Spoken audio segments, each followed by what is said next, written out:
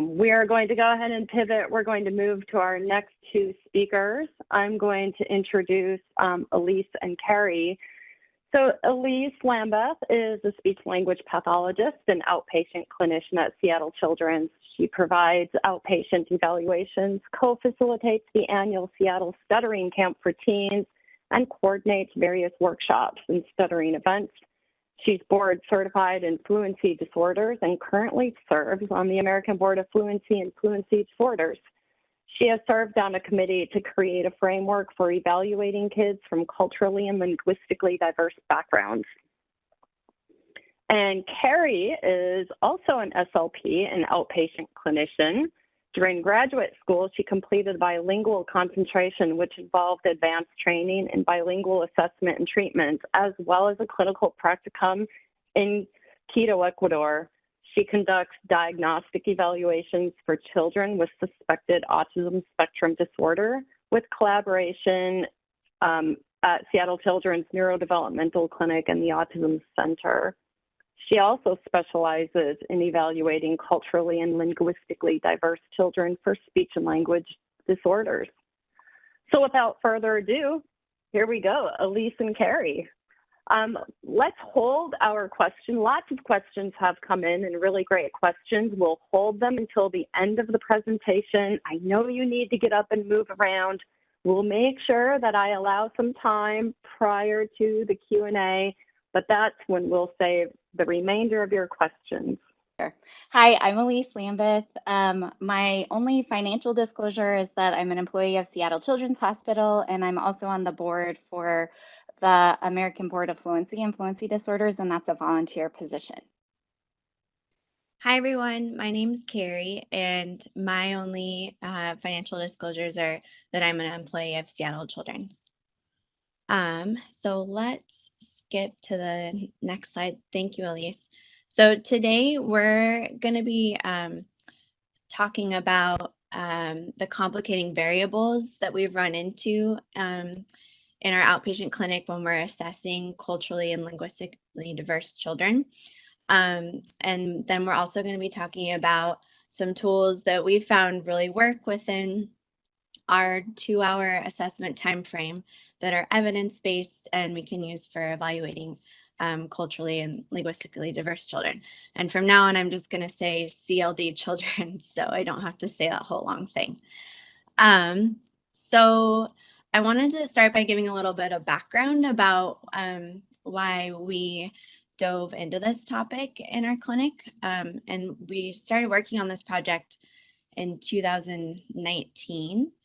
It took us a while because we, we're doing our evaluations and all of our other clinical work. So we tried to fit this in our in-between times as much as we could.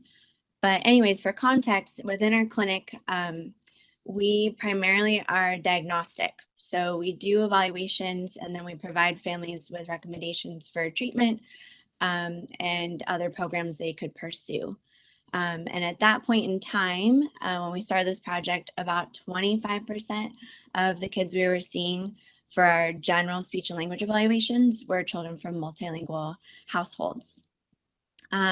So the catalyst for the project started with several very similar phone calls. For my particular phone call, I had spoken with a community SLP that wondered if our mutual patient was truly having a language disorder. I had concluded based on my evaluation that they did need speech therapy, so I reiterated my opinion and shared observations that I felt had indicated language impairment. But the truth was when I got off the phone, I kind of felt a little meh about it and unsure if I had really adequately made the case that the child needed therapy. And basically my workmates had experienced similar situations and it kind of got us all talking with one another. And we realized that we had a mutual problem. As individual clinicians, we were walking away from these CLD assessments feeling pretty good about the decisions and recommendations we were making, but we realized that we weren't entirely prepared to respond to questions about our methods. And also in talking with each other, we realized that we all had slightly different approaches and that there was things that if we collaborated, we could learn from one another. And then finally, something that was hard to admit, but felt really good to say, was that there were kids that sometimes left us, due to complicating variables that they presented with, left us feeling a little unsure that we had made the right call. So as a department, we decided that we'd benefit from a more uniform approach for assessing CLD children. And so with our approach, we wanted to ensure our team had quick and easy access to evidence-based tools. We also knew that we'd feel more confident in these assessments if we knew that a team of us had reviewed the assessment process and come to a consensus on what we were all doing. And then we also wanted a summary of research that we could refer to when we communicated our process and results to others, but also for when we onboarded new employees to get them up and running. Okay, and so now I'm going to talk about just a little bit about how we researched our all of these tools. So right at the beginning, when we decided, okay, this is going to be our project, we started by updating ourselves on the current best practices for evaluating CLD children. And, you know, this changes all the time. So since we'd all been in grad school, new stuff had come on board and we were aware of some of it. Some of us had some of the information, some of us didn't. And so we had numerous meetings discussing the research and sharing what we had found. And we consulted a variety of resources. We have this awesome resource in our hospital of librarians can do a literature search for us. So we took advantage of that. Of course, we looked at ASHA's resources and then did a lot of continuing education courses. And so what we did with that information is that we tried to create a compilation, a framework of tools that we could use. And we were really looking at a few different things. We wanted it to be evidence-based. We wanted it to be accurate in determining whether a child had a language difference or a language disorder. And we wanted it to be like reasonable, functional, appropriate for our use in our evaluations for the amount of time that we had and the resources that we had. So we looked at a variety of different tools and we found age ranges for those tools. We got an estimated time to administer them. We wrote a description of each of the tools and we included references from research articles where they had used that tool or they had found it to be a good indicator of language disorder or difference. And we also included a section on how to interpret the results that you get, because some of these tools are informal tools. A lot of them are. And then we also included in each of these tools a mini template of how you would write up that, or like an idea of how you might write up the tool in your report. So here's an example from the Alberta Language and Development Questionnaire, which this is one of the tools that I think is probably the easiest for any of us to administer because we can understand like asking parents questions and getting this information and you're getting scores from it. So this tool is a pretty easy one to understand for most of us. So this is the example of the information sheet that goes with the Alberta Language and Development Questionnaire. So the age range is 4 to 9 years. It takes about 25 minutes to administer. You're using parent report, which is through a clinician-led interview. And then the Alberta is actually a free tool that's available online. So our information sheet also includes a link to the PDF for that for the Alberta. And then there's an example of writing it up and how you would interpret it for someone who had a language disorder and for someone who it looked more like a language difference rather than a disorder.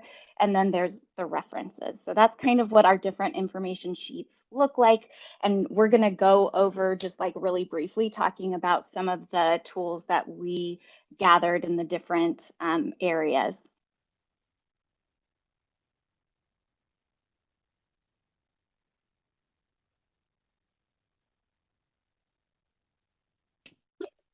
Oops, thank you, Elyse. Once we had gathered all of our tools, we started to think about them as fitting in various buckets, and these were the 4 buckets we came up with: parent report, dynamic assessment, observation, and then a processing and standardized testing bucket. And what we knew from what we had read and the research is that a good assessment would gather information from as many of these sources as possible. So the first bucket of tools that we found was parent report. And there's research, a lot of research showing that parents are actually very accurate at reporting like broad information about how their child is doing in speech and language. And so we found several different tools, the Alberta, which I kind of showed you an example of, the most critical question, which comes from Catherine Crowley's Leaders Project, which is, how does your child compare to other children with similar language backgrounds in as far as how they use language and how they're communicating? And the mean length of utterance in words is another one where you just ask a family, what are the 3 longest sentences that your child has said recently? And you just write those down and you count how many words are in that. Also, the World Health Organization ICFY framework, where you come up with person-centered functional goals, which is just, I could talk about that for hours. I think that the ICFY framework is a really powerful tool and has been found to be very appropriate regardless of the background, and it gives you a lot of helpful information. And it kind of ties in with ethnographic interviewing, which ethnographic interviewing is just doing very broad questions, asking how the child uses language in their daily life, what it looks like at home, what communication looks like at school and the environment, like out at the stores and different things like that, because you're really painting a picture of the child's communication using parent report. And so in this talk, we're going to be doing some flash case studies. These are just going to be really quick case studies from patients that we've seen. So I recently saw a 4-year-old who was Spanish speaking. He'd already been diagnosed with a receptive and expressive language disorder, and he had gotten a provisional diagnosis of autism. And they were just coming back for a reevaluation to make sure that they were getting connected with services. And actually, they hadn't been connected for a full autism evaluation. So we're helping the family get connected to an autism evaluation. But then when I'm getting a kid who already has a diagnosis, I ask myself, like, what value can I bring to the therapists who are working with the family, to the parents, to the child? Like, what kinds of things would be the most helpful use of our evaluations? And thankfully, in our evaluations, we have really fantastic interpreters and we have the family right there. So I think that there's some really valuable things that we can do with that. This child had just started in developmental preschool, but he hadn't received any speech or language services since his diagnoses. So the first thing I did was the communication matrix, which is a tool that you can find online. And it's really great. It uses parent report and also observation to see how a child is using language. And it's for kids who are not using language that much. So the child that I was evaluating mostly spoke in single words. And through the communication matrix, we were able to see that most of the time when he was doing that, he was using single words to label or to request. It was a lot for requesting and gaining things. So I took all the information from previous reports that he'd had, and then the information that I was gathering in my evaluation, and then I talked to his mother about things she was noticing at home, and I used the ICFY framework to look at within the child what were his strengths and what were the things that were difficult for him. His strengths was that he was very social as far as wanting to connect with other people. He learned certain things really quickly, especially if he got a lot of visual cues. He was really imaginative. He liked to play with lots of different toys. He was good at following routines, and he wanted to please. He was really persistent at trying on things that were hard for him. He loved praise, and he was very expressive in his vocal intonation patterns and kind of his like body language. And he used singing to try and communicate in some ways too, when he couldn't express things in words. He had difficulty in how to use your words, when you were supposed to use words, initiating interactions, using verbs, listening and understanding verbally presented information, playing with other kids and expressing wants, needs, or explaining things that had happened to him. So in the environment, his mom said that he started school and it was a really supportive environment. Um, she was providing him a lot of support, and he also had a sister who was really supportive and would go back and forth with him and play with him and talk with him and was a great model. His difficulties in the environment was just connecting and getting on the same page with other people and initiating and maintaining interactions with other kids. A lot of times they would lose patience with him and just walk away.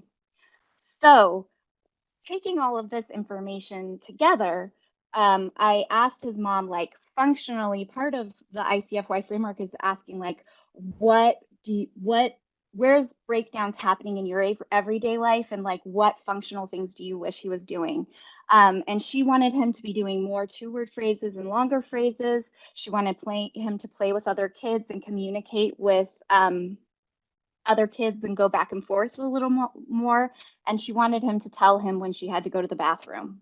And so we know as therapists that each of those goals have a lot of sub goals within them. But I think it's really great when you're talking to a family to get these functional goals and then to talk to the family about, oh, well, I see why this is difficult because there's all these little pieces that are making it tricky for him, so that they understand why they might see slow progress to those big goals, but how the little goals that we're working on are working towards those.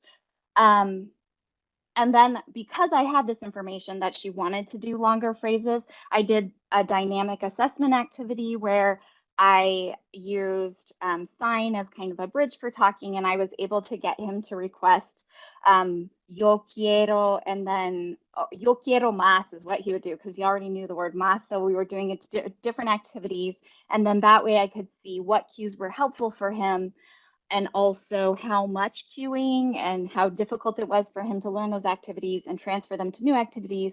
And it also provided a way for mom to see how she could support him at home. And so that's one of the powerful things about using some of these tools, is that we're integrating and kind of mashing together parent education and learning about the child and making things functional and useful.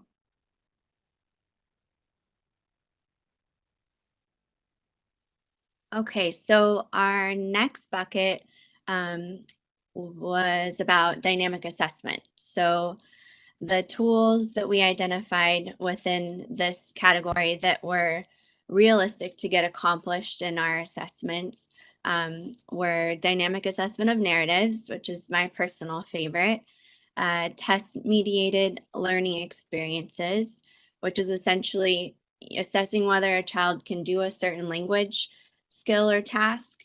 And if they can't, then teaching it through a series of trials and then retesting the skill to observe how they learned. And it's a little bit more informal and more flexible than dynamic assessment of narratives would be. We also acknowledge the usefulness of accidental dynamic assessment. So, for instance, if you were to say a new word and then you notice that the child uses it later in pretend play. And then finally, one assessment that we just recently added was the Edmonton Narrative Norms Instrument. And one thing that's been nice about this project is we've added tools as we've gone, and it's inspired us to keep adding them and adding them in a way that is going to be accessible for all of us. So, when we find something new, then we'll do all the background to figure out the age, the time estimated, how we'd write it up, and how it would be helpful in our assessment. So I'm going to talk about a case where dynamic assessment was particularly helpful. This was a 5.5-year-old boy whose mother, he came in for just a general speech and language evaluation, and his mother came to the evaluation reporting concerns about his language skills and his school performance. This child had a complex medical history, and including a rare blood disorder. And in the parent interview, I learned that he had met his motor milestones on time, but that his early language milestones had been delayed. However, in learning more about this child, his early childhood, he had had a 6-month hospitalization in a foreign country. So throughout the parent interview, I found out that this child had lived in 3 different countries and been exposed to 3 different majority languages in those countries. And he had been hospitalized and sick so often that he had hardly attended school. He had also had very few opportunities to be around other children, even other adults for that matter, besides the medical field or the medical professionals he worked with, due to his immunocompromised state. So there were a ton of complicating variables in deciding whether this child was presenting with a language difference or a language disorder. And that's ultimately, what his mom wanted to know about, and also how to help support his development moving forward. And there were absolutely no peers, as is the case for lots of CLD kids, no peers or siblings to which I could compare this child. So I decided to compare him to himself using dynamic assessment of narratives. And I got to see, using dynamic assessment, his language potential and how he learned. And Dr. Rojas talked about this, where you're looking at, okay, what was the ease of teaching the child? What were the things that they were able to learn from you within this one period of teaching? And there's this really nice dynamic assessment of narrative protocol that we adopted. I'm blanking on the specific group that put it out, but it has a form where you can kind of assess, in your opinion, how easily did this child learn. So I used that form and did the teaching process for the narratives. And what I was able to see, and what his mom was able to watch too, was that he had a great potential to learn. And it was really nice that I could show, oh, look, if he has the opportunity to learn in this way, he can pick up these skills, and he's very capable of doing that. So I, of course, didn't do just dynamic assessment, but I felt like that was the piece that really reassured not only me, but his mom too, that his capacity for learning language was typical. So in the end, I didn't end up recommending therapy for this child. Of course, I recommended as much time with peers and as much getting back into school as possible. And I think that with all the assessment tools, including dynamic assessment, both him and both his mother and I felt confident that it was a good choice not to put him in therapy, but to get him in school as much as possible and with his peers. And it was just really nice to have dynamic assessment as a big heavy hitter to back up these impressions. I think one of the underappreciated or undervalued buckets is observation, but I think all of us, someone was asking about a social skills checklist. The UW social skills checklist is really great, and you can use that for kids from a variety of backgrounds, as long as you're thinking about the fact that there might be some differences. There's also the symbolic play scale checklist. Apples to Apples comes from bilinguistics, but they look at things that are very common across different languages, skills that we would expect to be similar across languages. The SLAM, again, comes from the Leaders Project, and that's where you can do paragraph comprehension in English, but for older kids who are learning English as a second language. And we also created, Rosemary McKibbins had an informal tool that she used, and we kind of modified that too, where you look at different kinds of language skills in language tasks that increase in linguistic complexity, and kind of see how the child does. But observation is really important, and I think all of us understand that. on some level, because it's kind of like those people who follow a GPS right into a lake. Like, you can look at certain things and just say, like, I'm going to go with whatever this says, including standardized tests. But I think all of us have seen a kid who did really well on the PLS, who came out maybe the low average range, but wasn't functionally communicating.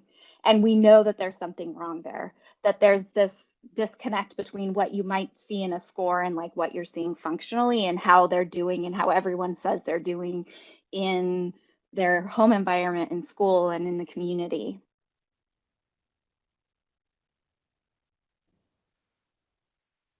So our final bucket was related to processing measures and standardized assessments. The processing measures are helpful because they're less linguistically biased than other standardized subtests. And when I say that, I'm thinking about English only standardized assessments. And they're pretty easy to administer. And they're also, they just provide an additional window through which we can strengthen our clinical opinion and our diagnosis. So the processing measures that we have are the head, toes, shoulders, and knees, which is something that Dr. Rojas talked about.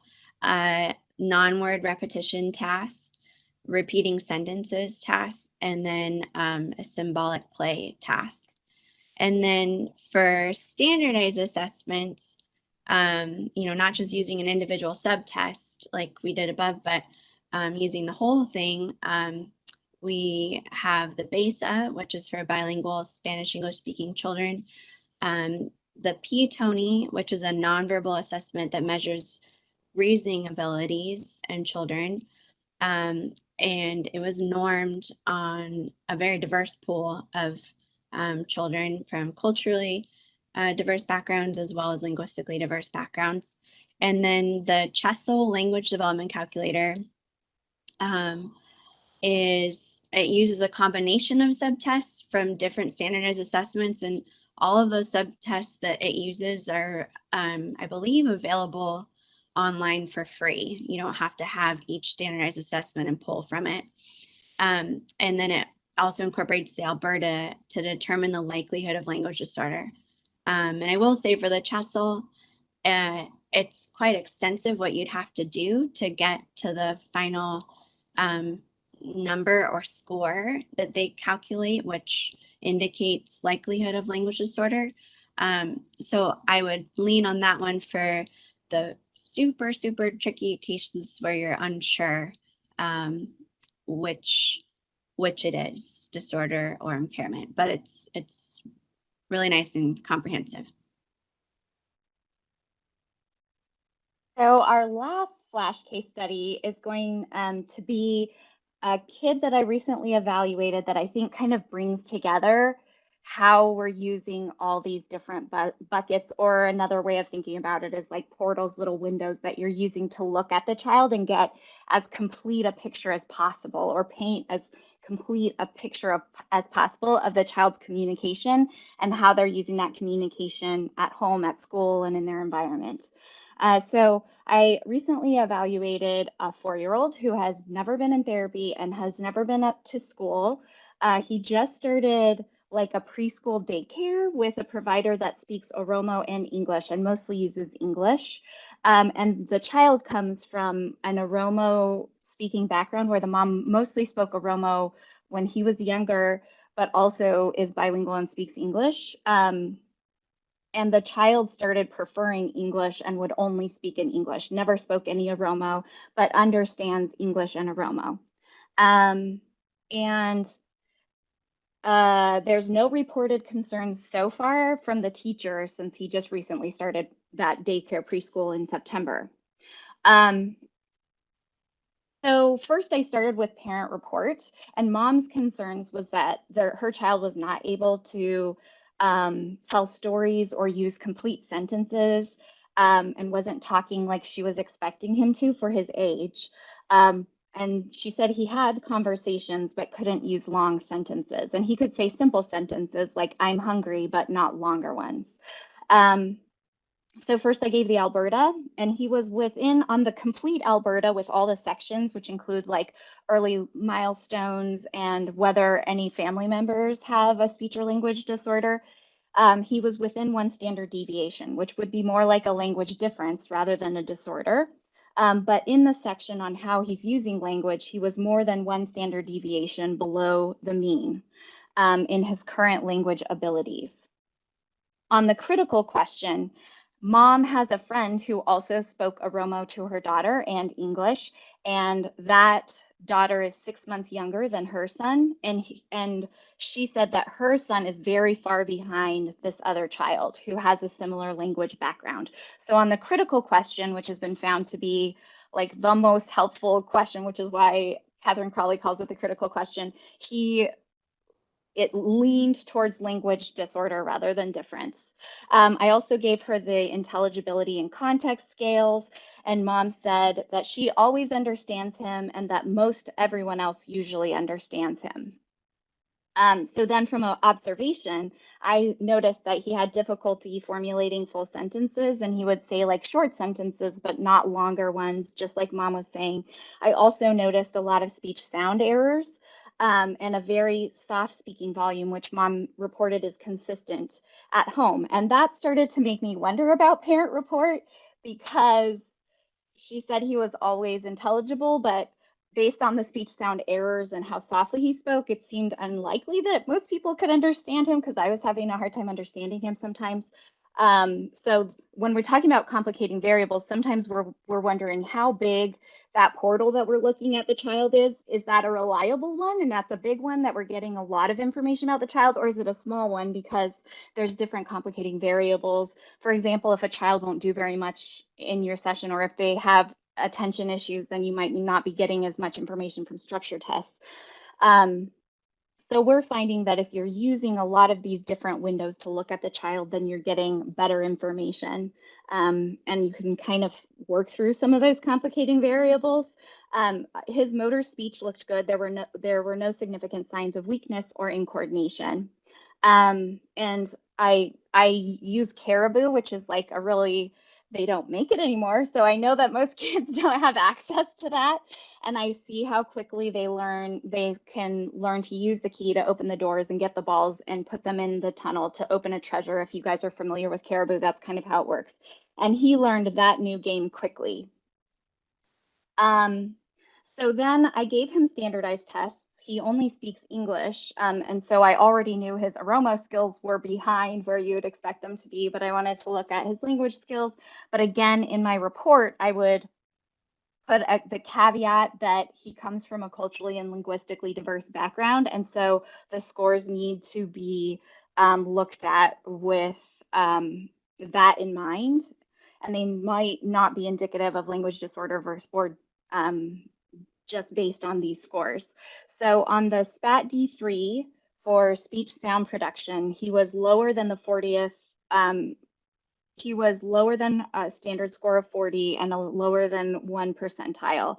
And he was stopping all fricatives, including F and T, or F and S and SH and Z. He was fronting K and G, and those are all sounds that are similar to ones produced in Oromo. So I knew that and mom was producing all of those sounds correctly when she was talking to me. So that was more indicative of a phonological difference or a phonological disorder rather than just a difference coming from an Oromo speaking background. And he had initial L and R, but was producing W for L and R in the final position.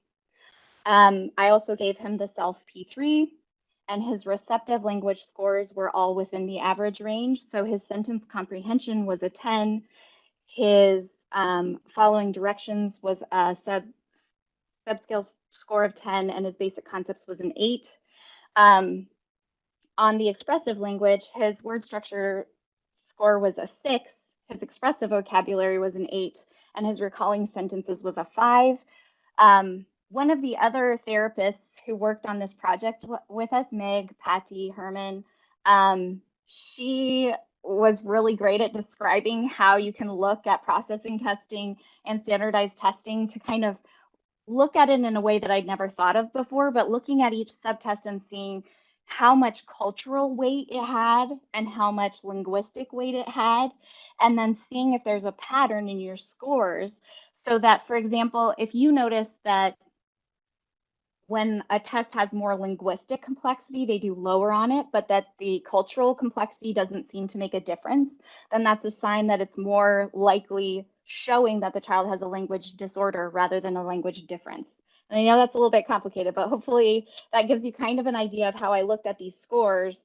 So his expressive vocabulary, and vocabulary is very culturally based, like what words you're exposed to, what words you're learning. He actually was in the average range, but on recalling sentences, which is a processing test as well, but it has a lot of linguistic complexity, he had a really hard time. So the longer the phrase he had to do, the longer the sentence he had, the harder time he had and the lower his score. And word structure, where he had to use grammar, he also had a difficult time with that, but not as difficult as when he had to put all of those grammar structures in a sentence that he was repeating. So I was getting a sense that he had an expressive language disorder and it was just an expressive language disorder. But I know also that receptive language skills can come in before expressive language skills. And so just to be really clear, I wanted to do dynamic assessment as well. So I used the Story Champs dynamic assessment tools that we have based on the study that Kari was talking about, where I had him do a narrative, and there were all these pictures and he seemed overwhelmed by them, and he just said he biking, and he kind of acted out things for the rest of the pictures and kind of just went back and forth in all of the pictures.